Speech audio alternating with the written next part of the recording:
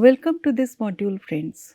In this module, we are looking at the final chapters of Butler's Bodies That Matter.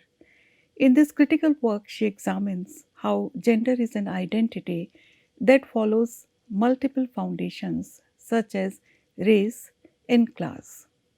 In the first part, she refers to ancient Greek philosophers such as Aristotle and Plato and modern thinkers like Lucy Irigaray to trace the limitation in existing approaches to sex and gender.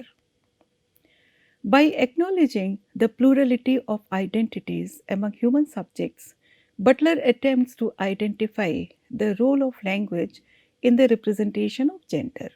She demonstrates this by analyzing certain literary texts in the second part of Bodies That Matter. Through her analysis of Willa Cather's fiction, Butler looks at how a name can be a site of identification as well as an occasion for cross identification. Butler asks a question: does the name, which is understood as the linguistic token which designates sex, only work to cover its fictiveness? Butler studies the novels written by Willa Cather, where the name designates a gender uncertainty.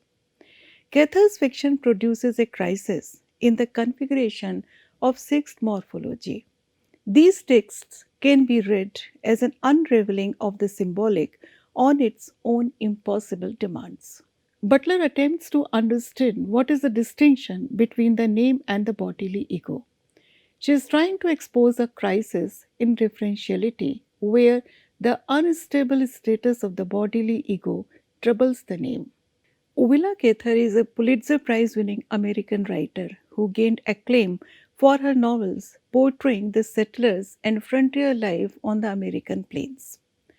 Butler attests that she was also a woman who had lesbian relationships throughout her life. Butler engages in a rereading of her works to extract themes of cross identification in terms of names and naming.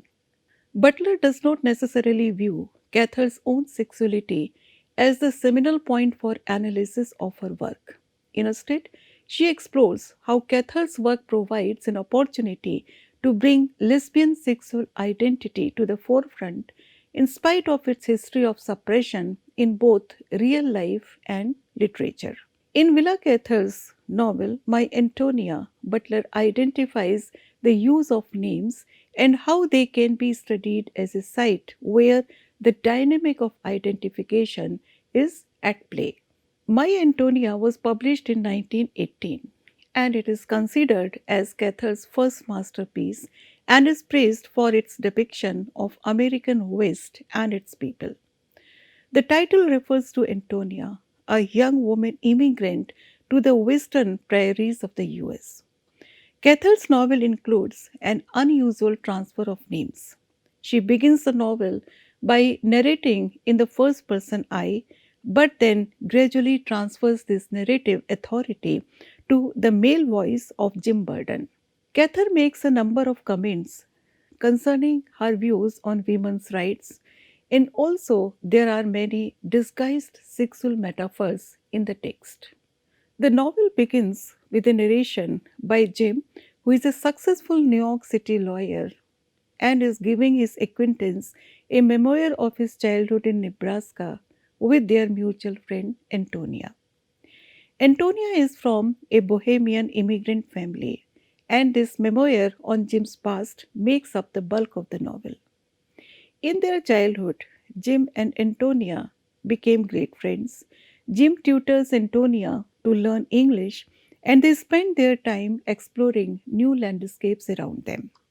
But their families moved separate ways. Jim graduates from Harvard and becomes a lawyer. Antonia gets engaged to a local boy, but he abandons her and she gives birth to a daughter. 20 years later, both of them are married and reunite in Nebraska near their childhood home.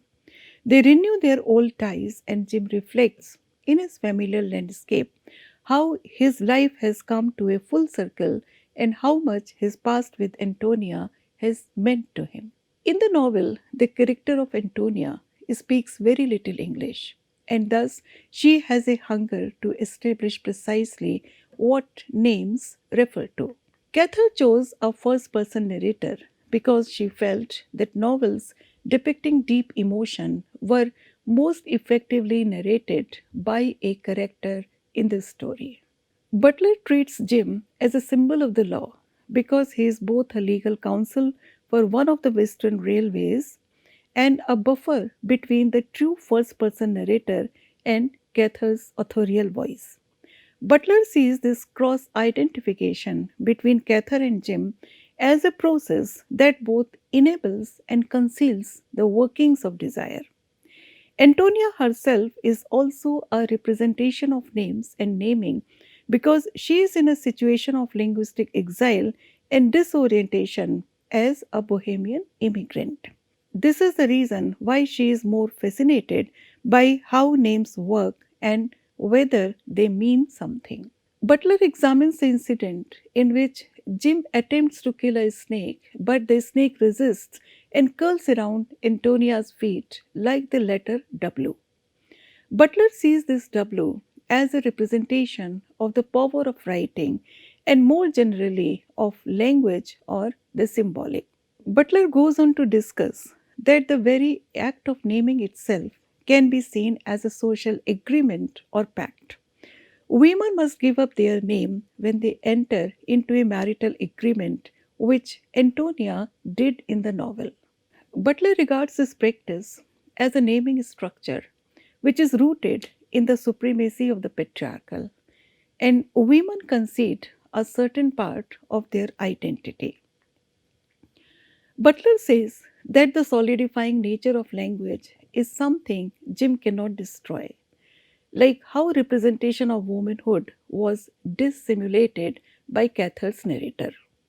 Jim renames the title of his writings from Antonia to My Antonia, giving Antonia's name the masculine possessive. Butler relates this act of Jim to the insistence on patronym in society, which is a name derived from that of a father or paternal ancestor. The name as patronym wields the power of subjectivation, that is, the name secures and structures the subject. Cather also uses unorthodox naming conventions in a short story, Tommy the Unsentimental, which was published in 1896. This short story is about an androgynous girl from Nebraska who was given a boy's name.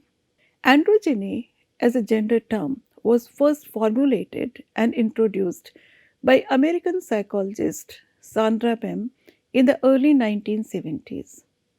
Androgyny refers to mixed biological sex characteristics in humans.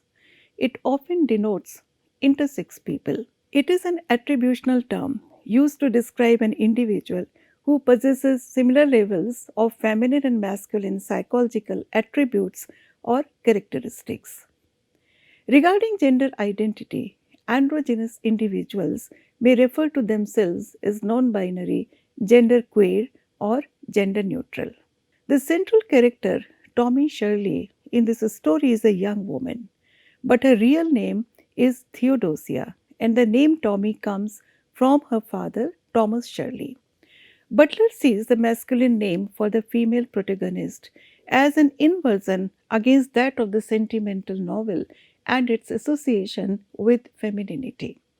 Butler explains the history of the name Tom and how it has come to mean many things from a racialized character such as Uncle Tom to the word tomboy. The fluidity in naming illustrates that a name can at times fail to stabilize identity. In the short story, the tomboyish character of Tommy inverts many patronymic expectations by placing the masculine name first. Butler also notes the use of ungendered voices and indefinite pronouns in the beginning and conclusion of this story. A central tension between Tommy and another female character, Jessica, permeates Cather's short story. When Tommy gives the girl away by helping Jessica marry a man, this act can be seen as a means by which the protagonist resists the feminine norm.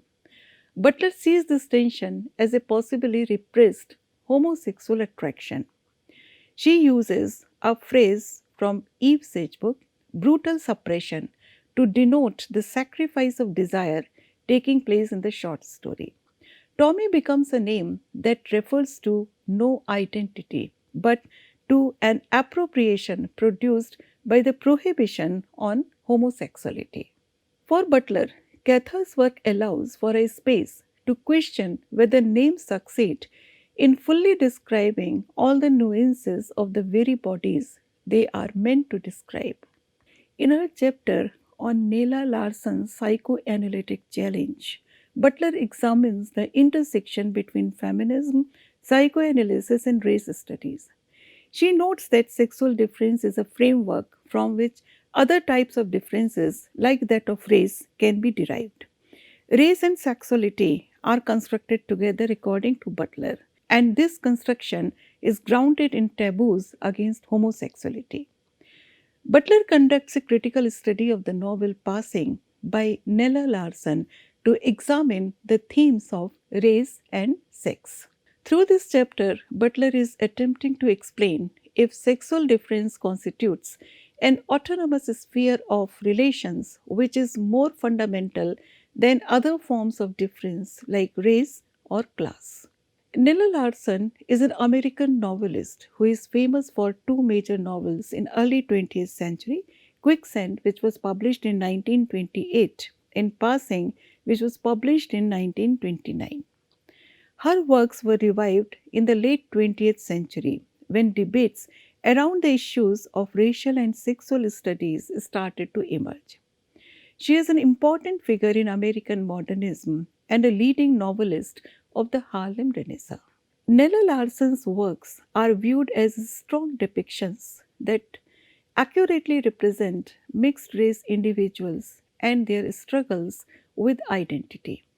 She portrayed how life was for many confused and fraught individuals, especially females, during the Harlem Renaissance. Larsen's novel Passing was published in 1929. Set primarily in the Harlem neighborhood of New York City in the 1920s, the story centers on the reunion of two friends, Claire and Irene. The title of the novel refers to the practice of racial passing, and it is a key element of the plot. Racial passing occurs when a person classified as a member of a particular racial group is accepted or passes as a member of another racial group. In this novel, Claire attempts to pass as white for her husband, and this becomes a catalyst for the tragic events in this story. The phenomenon of racial passing was very common in the 1920s. Claire has married a prejudiced but wealthy white man.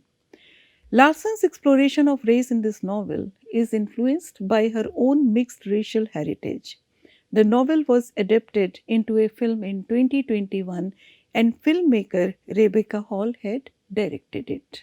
The film adaptation was premiered at the 2021 Sundance Film Festival, and later the OTT platform Netflix also acquired the distribution rights for this film. The plot is based on the story of Claire and Irene, two friends from Harlem. Claire and Irene reunite in middle class adulthood and become increasingly involved with each other's lives and insecurities. Claire has a biracial father and she looks European despite having black ancestry. Claire's husband John does not know her true identity in terms of race as she attempts to pass for a white woman in her marriage. John is depicted as a racist individual with a hatred for black people. Irene's own marriage has become increasingly fraught, and she is convinced that her husband Brian is having an affair with her friend Claire. She considers exposing Claire's secret to John, which will end their marriage. The novel ends with a party setting where John is made aware of his wife's deception. Claire, standing by an open window, falls out of the top floor and is pronounced dead. Whether she has fallen accidentally or was pushed by someone is not clear. The book ends with Irene's fragmented anguish at Claire's death. Butler sees the novel's central conflict grounded in not only race but also in sexual orientation and identity. Claire's courage and power in passing for white is so coveted by Irene that she also begins to covet Claire sexually. Butler sees this passing that appears to eroticize Claire as a way in which black is replaced or covered by ivory of her skin. Though it is only a mirage, Butler sees Claire's whiteness as freedom and false supremacy that also has the power to seduce. The muted status of homosexuality within this text, in terms of the relationship between Claire and Irene, is important in Butler's view. Butler notes that the lesbian desire in the novel is what is almost spoken but is never fully revealed. This type of muted or undercover desire mirrors the muted nature of the racial identity of Claire. Claire's white husband perceives his wife's racial identity in a very different way from Irene, according to Butler. He views his white masculinity in opposition to blackness. Thus, when Claire is outed for her true racial identity, his own masculinity is threatened, which leads to his rage. Butler sees Claire's death at the end of the novel as an example of the social and psychic state of killing judgments. Butler observes that John's reaction and relationship to blackness is paradoxical. On the one hand, he is a racist and claims that he would never associate with African Americans. On the other hand, he must place himself in contrast or in opposition to an African American to preserve his own beliefs about masculinity and whiteness. In the novel, Claire is judged for her racial identity, and this judgmental behavior of her husband ultimately leads to her death. Butler explains that female African American writers have historically excluded African American women's sexuality. Queering is a term used in the novel to describe the breaking of boundaries between racial and sexual norms. In Irene's insistence that Claire and Brian are having an affair, she deflects her own desire for Claire onto her husband. Butler sees this deflection as a delusional jealousy in which Irene is really grieving for her desire for Claire, which she can never realize. Butler explains that the entrance of these social norms into the psyche can be greatly detrimental and lead to suicide, which is one possible interpretation for the conclusion of passing. Through her reading of Nella Larsen's Passing, Butler shows how socially imposed racial and gender prohibitions are appropriated within the human psyche. In this chapter, Butler examines the work of Slovenian philosopher Slavoj Zizek. His theory of identity categories is based on the symbolic realm of Lacan, where ideas take meaning from symbols in language. Butler also reflects on political mobilizations that take place within a framework of symbolization. Butler says that she does not subscribe to the view that performativity is the efficient expression of human will in language. She seeks to recast performativity as a specific modality of power as discourse. Butler sees symbolization as somewhat limiting. Zizek also points out that there are limits to political signifiers because they do not precisely describe what they seek to name. However, Butler explains that within this space of inadequacy, there exists a space for re-articulation. This potential can lead to new subject positions, new political signifiers, and new linkages to become the rallying points for politicization. Butler believes that language involves the loss of the real referent. Zizek's theories suggest a possibility to return to this referent, which is not possible. In Butler's opinion, the real, which is the realm prior to signifiers, is not a strict opposite to the symbolic, as Zizek claims. Butler sees a problem in defining a political identity because any such production of identity, by its very nature, excludes some people. The idea of women is especially problematic for Butler in terms of a political group because it would seem to exclude in the process of defining. Butler explains that past interpretations place the masculine within the symbolic domain and the feminine outside of it. Such a binary has since been used to reinforce an understanding of the human psyche in a way that does not fully account for the masculine or the feminine. For example, the psychoanalytic interpretations have viewed men as those who fear castration and women as those who fear not being castrated. So, such political identities are formed in terms of exclusion or hierarchies. Butler views names as important sites of subject formation. She cites an example from Christianity where naming at baptism is part of a chain of communication where a community agrees on a fixed referent. The community agrees to call the child by the same name, thus mutually agreeing to fix the name as a referent. Butler sees the very initiation of a person into the symbolic through naming as a patriarchal event. Butler sees baptism as a fixing of a referent to a person through an interpellation into a religious lineage. It is a naming that traces back to a patrilineage, the original naming that God the Father performs on Adam. The fixing of the referent is thus a citation of an original fixing, a reiteration of the divine process of naming, whereby naming the Son inaugurates his existence within the divinely sanctioned community of man. Similarly, women are not allowed to preserve their name for their life course and must surrender it upon marriage and take their husband's name. Butler regards this practice as a manifestation of the power differential between the sexes. Names and signifiers, including the political identities, are the sedimentation of prior signifiers, in her opinion. The name therefore supports and reinforces the identity of the object or person through a referent which is male centered. Butler critically looks at this naming tradition to locate an inherent sense of inequality in power relations between the sexes. Butler argues, therefore, that political signifiers must be analyzed and reworked to have a better clarity on its perception. In other words, a woman's political identity or any other political identity must be always interrogated and contested in terms of the limits of inclusion and exclusion.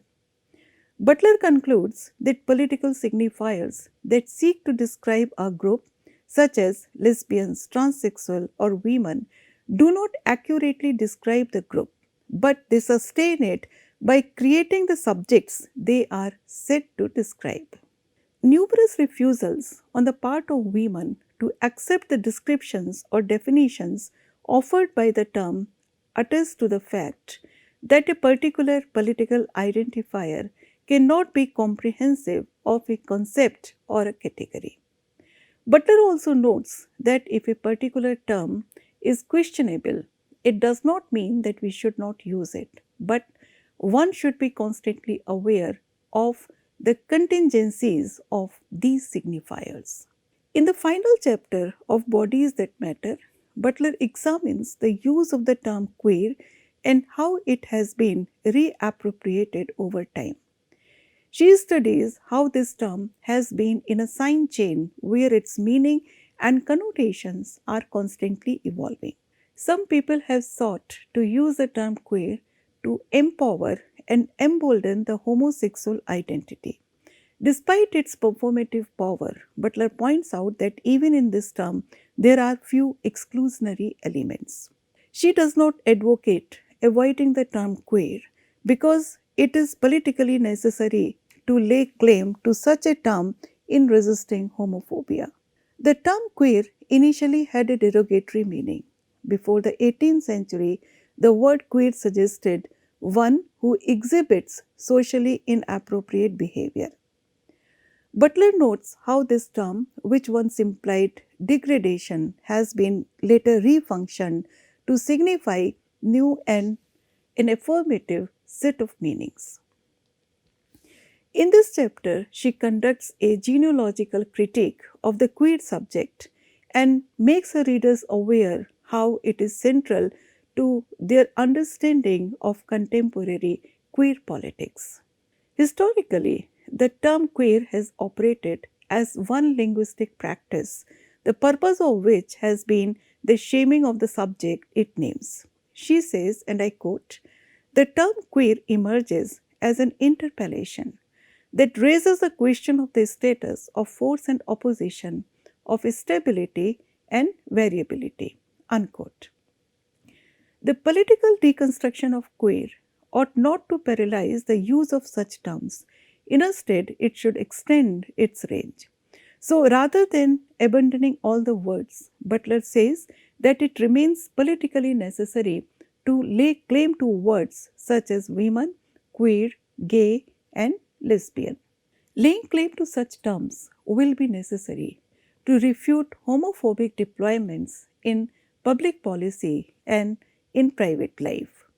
The term queer derives its force precisely through the repeated invocation by which it has become linked to accusations and insults. She notes the evolution of the term to highlight that today queer has become a site of collective contestation and also to suggest that politically it is effective and also accommodating. To conclude, we can say that in Bodies That Matter, Butler observes that performances of gender and sexual identity can be a theatrical hyperbole like drag and thus shatter social blindness to recognize homosexual identity.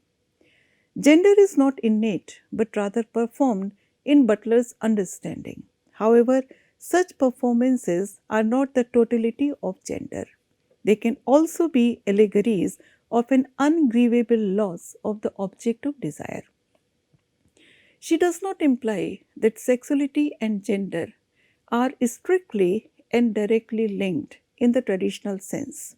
She concludes that gender must be disintegrated from the heterosexual norm that links it to sexual identity. This disconnection can lead to new possibilities, such as reconceptualization of kinship in terms of homosexuality and laying claim to words like queer. This marks the end of the first week of our discussion on Judith Butler. This week, we have focused on her early works from the 1990s, like Gender Trouble and Bodies That Matter. In the coming weeks, we shall examine the recent developments in Butler's approach and her philosophical take on subjectivity while looking at her major critical works such as Undoing Gender. Thank you.